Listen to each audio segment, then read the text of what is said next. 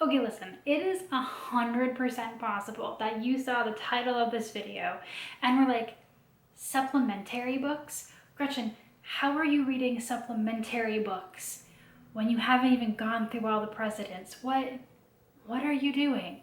And to that I say, when you are doing this project, mostly through ebook and e-audio, particularly e-audio, and there's a pandemic going on, and for several months all the libraries were closed, and you couldn't get real, physical books from your library, and everybody was reading ebooks. You gotta take what you can get. And also, I have a habit of getting really obsessed with something and wanting to read every single book on a topic before I move on. And so there's a combination of that going on here. Some of these books I read a really long time ago, back in the beginning of this project when I wasn't so committed to it. And some of them, there are other reasons. But I always like to have an e-audio book available for when I'm cleaning, for when I'm just hanging out. And sometimes you just gotta read random stuff, man. So this is my supplementals on the founding of America. A lot of them have to do with George Washington because another one of my projects is a podcast, a history podcast that I have started with a friend at work called Confused and Contrasting, where the point is that we each take books on a single person or a particular event, place, and we read books from all different angles describing this person's life or the impact and events of an event, and we compare and contrast what those different takes have to say. And our first episode was on George Washington, so that's why I've read so many of these on George. But backing up, I want to start this video with the book that started it all. I've said this a couple of times, but the reason that I got started on this journey to begin with was I was reading Ron Chernow's Alexander Hamilton, and I was like, wow, I realized how little I knew about Alexander Hamilton, about some of the things that he was involved in, and I just became interested in the history of the American presidency in a way that I can't really describe. I'm sure it also had something to do with, American events in 2016, 2017, 2018, 2019, 2020.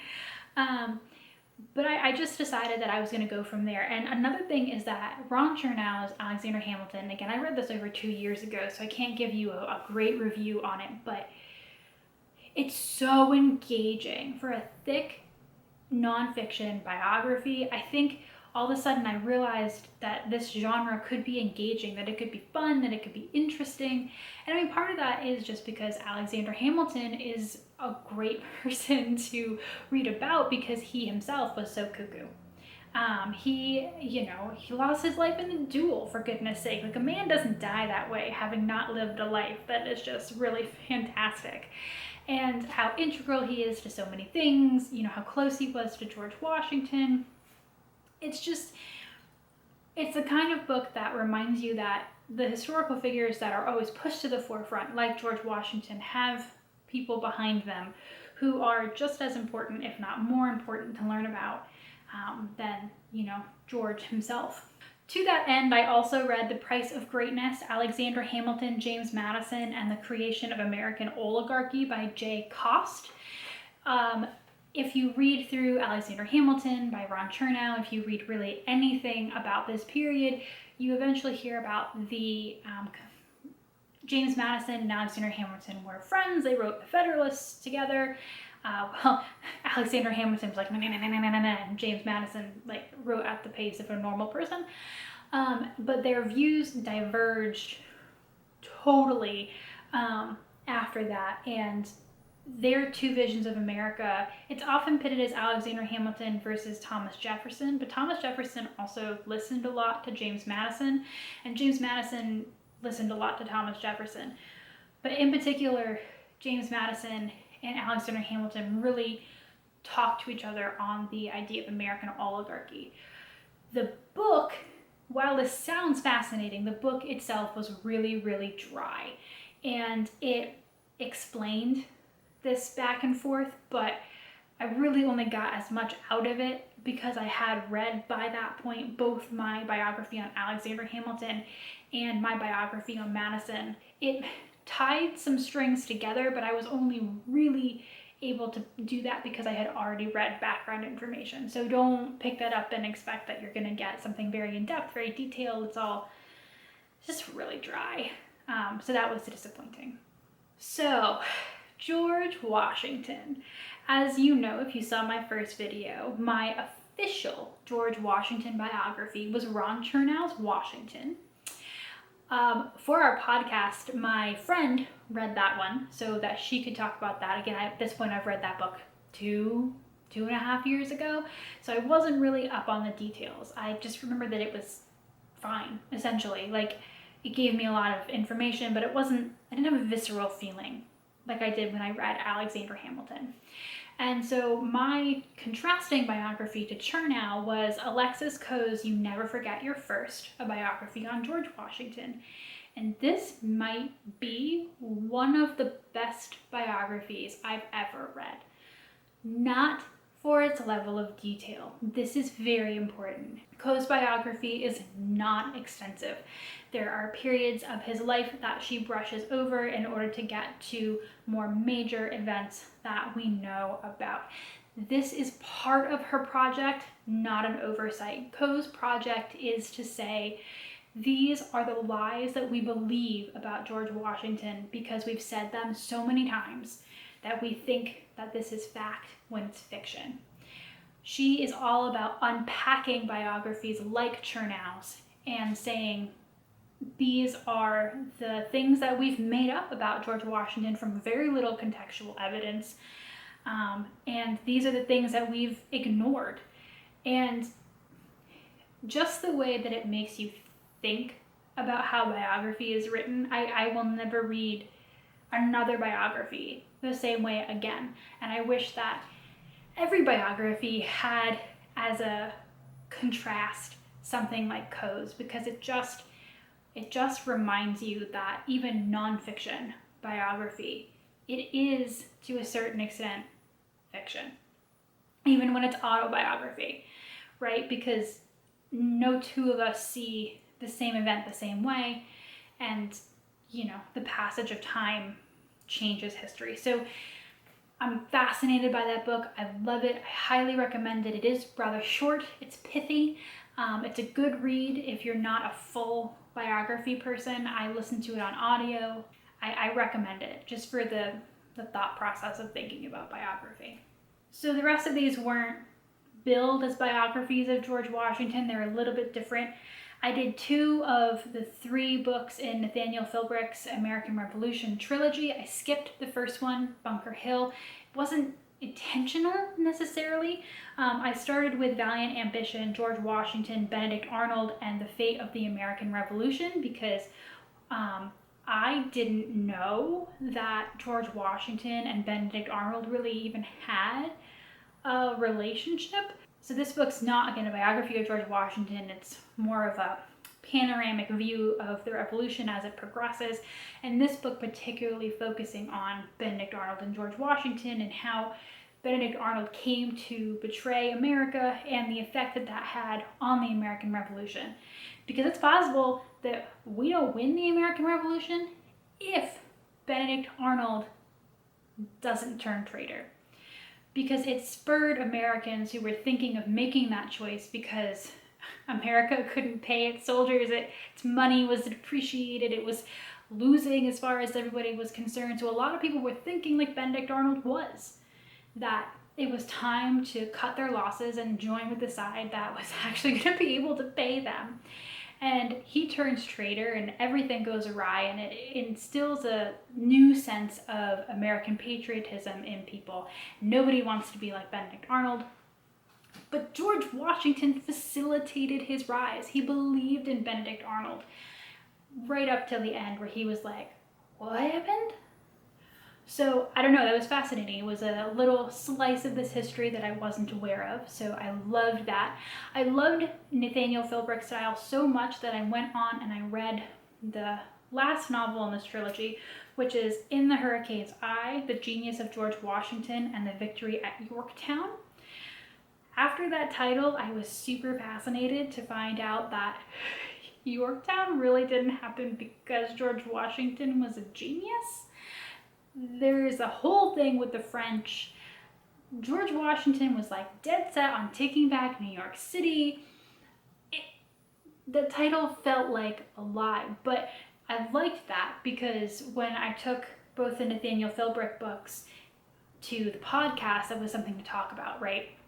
Because we slap George Washington's name on the Victory at Yorktown, and I mean, if he had had his way for a lot of the time, that wouldn't have happened necessarily. We really didn't have that great of a relationship with the commander of the French fleet. And another point that Coe makes is that Washington loses more battles than he wins. Like in a straight column, wins, lose. So the whole like genius of George Washington myth that we know of, you know, America's greatest general or whatever, it was interesting to see that told differently. So I really enjoyed that, and someday I hope to go back and read the first one, which is on Bunker Hill. I also read, kind of as an afterthought to this, The First Conspiracy, The Secret Plot to Kill George Washington by Brad Meltzer and Josh Minch. I'm laughing because, so the point of this book is about New York Loyalist Governor Tryon's plot to kill George Washington using his lifeguards. They were called lifeguards because they were guarding the life of George Washington, who had many death threats and, you know, plots against him. Plenty of people thought that if they kidnapped George Washington, then, you know, the Patriots would lose steam and Britain could win the war. So there were many different ideas about how to take George Washington out of the equation, and this was one that got quite close because Tryon's forces managed to turn a group of lifeguards. It was written like a soap opera. It was just like, and then they turned the guard. What would happen if George Washington died? Will he die? And I'm like, okay, spoiler alert, but George Washington doesn't die. But it was just so campy that by the end of it, I was like on the edge of my seat, just like, oh no. So I mean, to be fair, I'd never heard about this incident at all. Many of the major players in this plot are not people that are talked about at all. So again, it's a fascinating slice of history that I knew nothing about. So it's worth it for that. But you have to be prepared for the way that it's written, because I was just like, wow. So take it with a grain of salt. But if you're at all interested, I do recommend it. Just, you know, buckle in for some camp. Last but not least, this was a really interesting book, and I'm not sure I've read another one like it so far. Washington's Farewell, The Founding Fathers' Warning to Future Generations by John P. Avlon. So this book takes George Washington's farewell address and traces its use by different groups throughout American history, because that is often regarded as George Washington's most important speech. It was a speech in which he told Americans how to continue American democracy and living as Americans as he stepped down and facilitated the first peaceful democratic transition of power in the American democracy. It's often cited, you know, he said don't do political parties, even though by that point he was basically an unconfirmed Federalist and had to know that that was never going to be listened to, avoiding foreign entanglements. He said a lot of things in that speech, and many things I learned about, I think, for the first time in this book, just because oftentimes, you know, we're not like school children. Back after he gave this address, school children had to learn to recite the entire thing, right? We just get the bullet points if we get anything at all. So some of that was really interesting, and like the fact that during the Civil War, for example, both the Unions and the Confederates both found things in this speech that allowed them to claim George Washington as a hero for their cause, who would have supported them. George Washington's address was quoted by Nazis in America during World War II. So it's just really interesting. Avalon is a centrist, and when he wrote this book, like I could have seen myself back a couple of elections ago really being interested in Avalon's argument, which is basically that George Washington was the quintessential centrist who believed in compromise and believed in, you know, bringing people together and the benefit of seeing both sides of an argument and not openly stating his preference for one thing or another. To me, this book hits very differently in 2020 when partisan politics are at a disgusting level, but at the same time, politics are being made over things that I don't think we should be compromising on, just as, you know, basic human rights. So for me, reading this book in 2020, it hit differently than I think it would have reading it either before 2016 or before I was very politically active. So I don't know, it was really fascinating and really made me think about when we use George Washington as the quintessential American, the American upon whom the presidency is founded on, right? When people are deciding what the American president will and won't be, they're staring at Washington going, what do we do? Because he was going to be president. They made the office for him. And that has been to our benefit, but it has also been to our detriment. Also in how, for example, the terms of impeachment were designed, which I will get to in a later episode, because I went down a Nixon rabbit hole and it was frightening. I haven't hit Bill Clinton yet. And of course this came up when I read my Andrew Johnson book, which was The Impeachers by Brenda Wineapple, discussing the first impeachment in our nation's history. Well, almost impeachment. But I digress. I really enjoyed interrogating George Washington a little bit more. Really did hit home that one biography is not enough to cover a whole story.